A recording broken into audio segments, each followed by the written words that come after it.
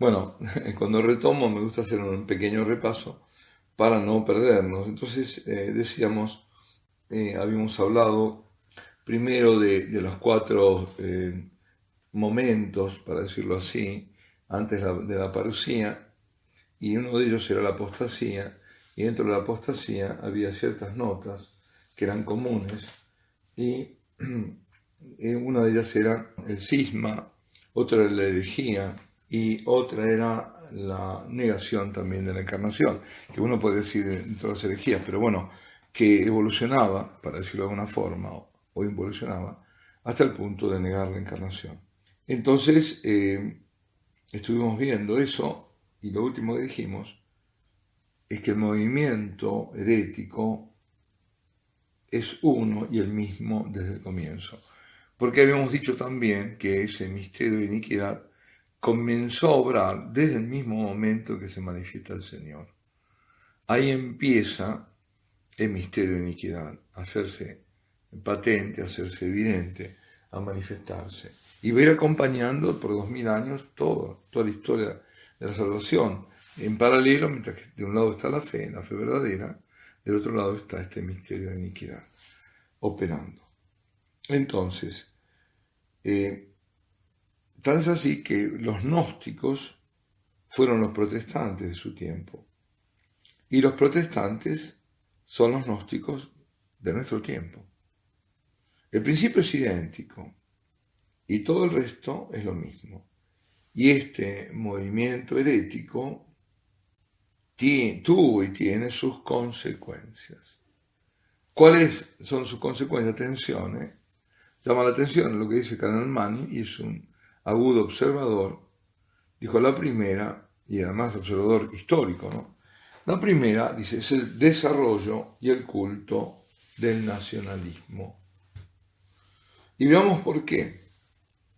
La encarnación abolió todas las distinciones de las naciones dentro de una misma esfera, que es la esfera de la gracia, y la Iglesia absorbió a todas las naciones en una unidad sobrenatural. Es decir, es el reino de una forma, el reino de Cristo en la tierra, ¿no? Con todas las imperfecciones que queramos, ¿no? Eso, por supuesto, pero viendo bajo el punto de vista de la historia, hay un momento en que todas las naciones, con sus peculiaridades, claro, pero forman un todo. Ese todo nosotros lo hemos llamado, se llama cristiandad, ¿no? Por ejemplo, una fuente de jurisdicción espiritual había una sola fuente y una sola voz divina, que era la voz de la Iglesia, y que es además la voz de la Iglesia no es la voz de ella, ¿no? Es la voz de Dios en el mundo, mantuvo juntas las voluntades y mantuvo juntas las acciones también de una familia de naciones. Y antes o después, la pauta está que antes o después, cada herejía se identificó con la nación de la que surgió. Y lo más típico es Lutero, ¿no? Es decir, el luteranismo tenía ese principio al comienzo ya, eius religio, cuius regio, que significaba que la religión del pueblo era la religión del príncipe.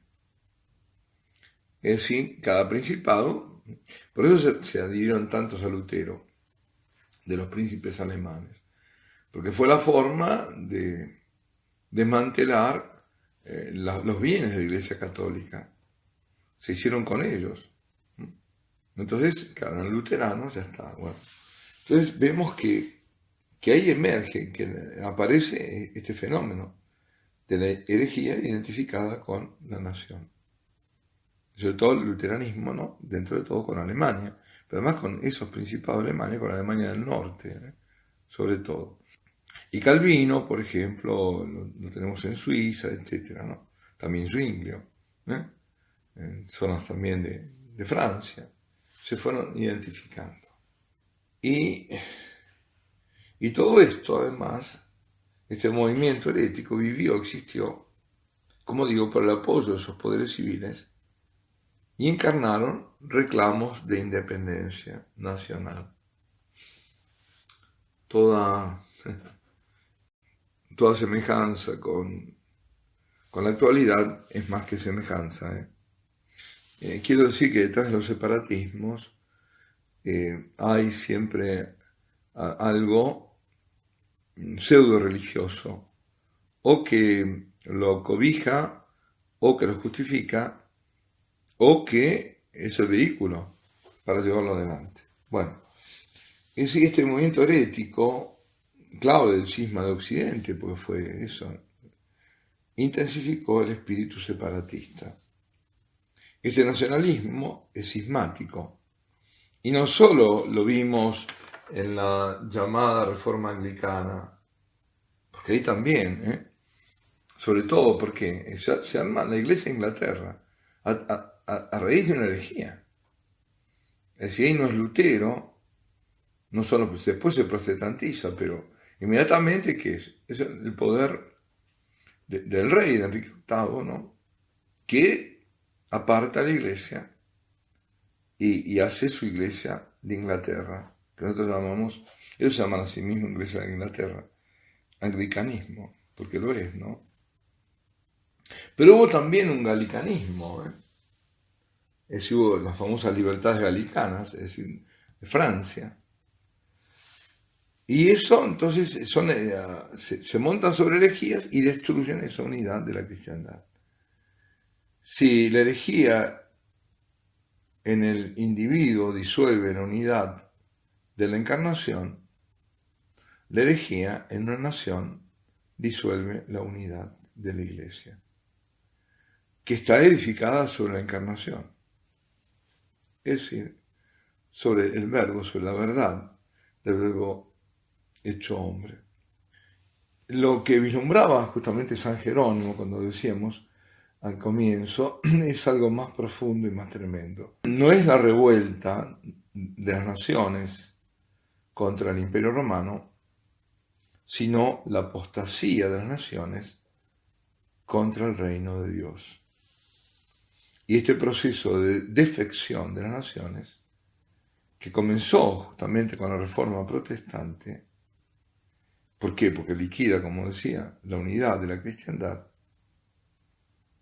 se va pagando así y va pagando ese carácter que le había dado la Edad Media a la Iglesia, o la Iglesia, mejor dicho, al revés, en la Edad Media, haciendo a la Iglesia madre de naciones, volviendo entonces a su condición primitiva, por virtud de esta reforma, de una sociedad de miembros dispersos entre los pueblos y entre las ciudades del mundo. Así que esta fue una de las consecuencias. Estamos hablando también ahora algo un poco, la primera consecuencia que fue ese desarrollo y culto del nacionalismo. Y ahora hay otra consecuencia, que es obra del espíritu herético, ¿no? Es la deificación de la humanidad, hacer de la humanidad Dios. Y eso es lo que estamos viendo, poner al hombre y a la humanidad en el centro y desplazar a Dios. Y se da en dos formas además.